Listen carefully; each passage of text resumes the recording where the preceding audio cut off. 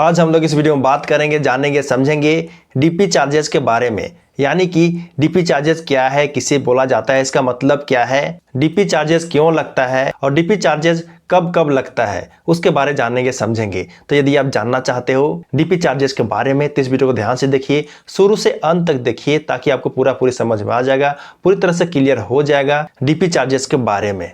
Okay, क्योंकि मैं इस वीडियो के अंदर मैं आपको समझाने वाला हूं, बताने वाला हूं डीपी चार्जेस के बारे में बहुत ही आसान शब्दों में, बहुत ही सरल शब्दों में, जिससे कि आप जो है समझ सकोगे बेहतर तरीके से। ठीक है, तो चलिए जानते हैं सीधे डीपी चार्जेस के बारे में। सबसे पहले जानते हैं डीपी चार्जेस क्या है, किसे बोलते हैं, इसका मतलब क्या है। डीपी चार्जेस क्या है, किसे बोलते हैं, यह जानने से पहले हम यह जानते हैं कि डीपी चार्जेस का फुल फॉर्म क्या होता है। क्या आपको पता है? नहीं पता है ना? यदि पता है तो बहुत अच्छी बात है, और नहीं पता है तो चलिए उसे भी जान लेते हैं कि डीपी चार्जेस का फुल फॉर्म क्या है।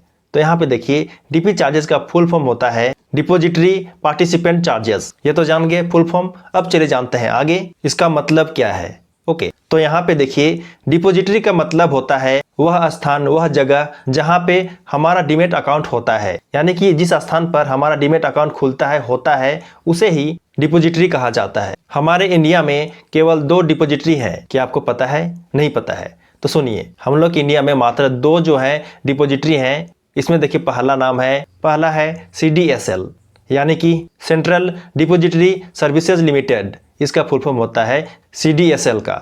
ओके, और दूसरा है जिसका नाम है NSDL, यानी कि नेशनल सिक्योरिटीज डिपॉजिटरी लिमिटेड। यही दोनों है हम लोग के इंडिया के डिपॉजिटरीज, जहां पे हमारा डीमैट अकाउंट क्रिएट होता है, खुलता है, यानी कि उसके पास हम लोग अपना डीमैट अकाउंट खोलते हैं। ओके, इतना समझ गए, इतना जान गए डिपॉजिटरी के बारे में। अब चलिए जानते हैं नेक्स्ट कि पार्टिसिपेंट किसे कहते हैं। तो यहाँ पे देखिए, पार्टिसिपेंट का मतलब होता है एक दलाल या एक ब्रोकर। यानी कि एक दलाल को ही, एक ब्रोकर को ही पार्टिसिपेंट कहा जाता है, जिसके द्वारा हम अपना डीमैट अकाउंट खोलते हैं, खुलवाते हैं। ओके, और साथ ही साथ जिसमें हम लोग किसी भी कंपनी के शेयर्स या स्टॉक का खरीद बिक्री करते हैं, जैसे कि जीरोधा, अपस्टॉक्स, एंजल वन इत्यादि। ये सब जो है एक दलाल है, एक ब्रोकर है। ओके, तो इसे ही पार्टिसिपेंट यानी कि डिपॉजिटरी पार्टिसिपेंट कहा जाता है। ओके, इतना समझ गए, इतना जान गए। तो चलिए अब आगे जानते हैं कि डीपी चार्जेस क्या है, किसे कहते हैं। तो यहाँ पे देखिए, यही दोनों यानी कि डिपॉजिटरी और पार्टिसिपेंट द्वारा ही जो चार्जेस, जो फीस एक इन्वेस्टर से, एक निवेशक से लिया जाता है, उसे ही डीपी चार्जेस कहा जाता है। यही है डीपी चार्जेस। ओके, इतना जान गए, इतना समझ गए डीपी चार्जेस क्या है, किसे बोलते हैं। समझ गया ना? इतना समझ गए तो चलिए अब आगे जानते समझते हैं कि डीपी चार्जेस क्यों लगता है, इसका क्या कारण है। चलिए उसे जानते हैं और समझते हैं। ओके, तो यहाँ पे देखिए, डीपी चार्जेस डीमैट अकाउंट खोलने के लिए, उसके रख रखाव के लिए, उसके संरक्षण के लिए, और साथ ही साथ कंपनी के शेयर्स और स्टॉक्स के खरीद बिक्री के लिए लिया जाता है, उसके लिए लगता है। यानी कि लेन देन के लिए लगता है।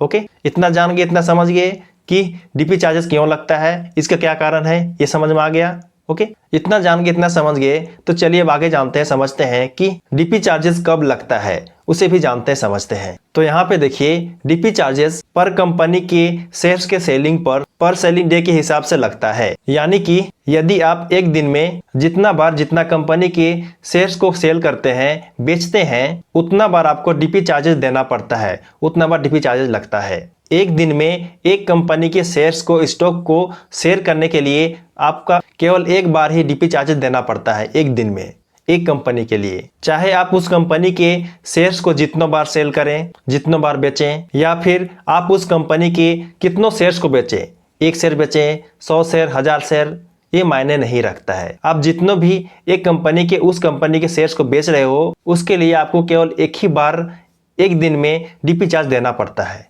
ओके, इतना जान गए। लेकिन आपको यहाँ पे और एक बात ध्यान में रखना है, यानी कि यदि आप एक दिन में एक से ज्यादा कंपनी के शेयर्स को बेचते हो, सेल करते हो, तो आपको हर एक कंपनी के लिए, हर एक सेलिंग पर अलग अलग डीपी चार्जेस देना पड़ेगा। यानी कि एक दिन में प्रत्येक कंपनी के शेयर्स के सेलिंग के लिए, हर एक कंपनी के लिए आपको अलग अलग डीपी चार्जेस देना पड़ेगा। किसी का ज्यादा भी हो सकता है और किसी का कम भी हो सकता है, या फिर बराबर भी हो सकता है, लेकिन ये अलग अलग ही होगा। हर एक कंपनी का डीपी चार्ज पर डे अलग अलग लगता है, उनके शेयर्स के सेलिंग करने पर, उनके शेयर्स को बेचने पर।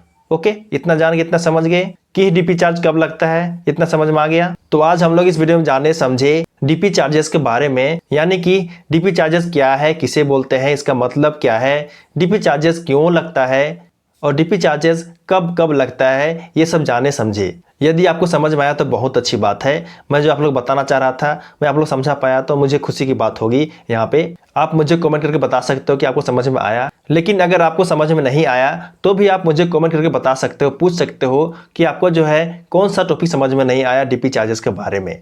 ओके, दोनों कंडीशन में आप मुझे कमेंट करके बता सकते हो, पूछ सकते हो डीपी चार्जेस के बारे में। ठीक है, तो अगले वीडियो में, नेक्स्ट वीडियो में हम लोग जानेंगे, सीखेंगे कि किस प्रकार से डीपी चार्जेस निकाला जाता है, किस प्रकार से डीपी चार्जेस कैलकुलेट किया जाता है, उसके बारे में सीखेंगे, समझेंगे। ओके, तो आपसे गुजारिश है कि आप जो है उस वीडियो को मिस मत करना, उस वीडियो को भी जरूर देखना। ओके, जिससे कि आप जो है डीपी चार्जेस निकालने सीख जाओगे, कैलकुलेट करने सीख जाओगे, यदि आप वह वीडियो देखते हो तो। ओके, ठीक है ना। तो चलिए, वीडियो हेल्पफुल लगा हो और पसंद आया हो तो वीडियो जरूर लाइक कर देना, और यदि आप नए हो मेरे चैनल में तो मेरे चैनल को जरूर सब्सक्राइब कर देना, क्योंकि मैं इसी तरह का हेल्पफुल वीडियो इस चैनल में हमेशा लाते रहता हूं। तो चलिए मिलते किसी नए टॉपिक के साथ किसी नए वीडियो में, तब तक के लिए जय जय, बाय बाय।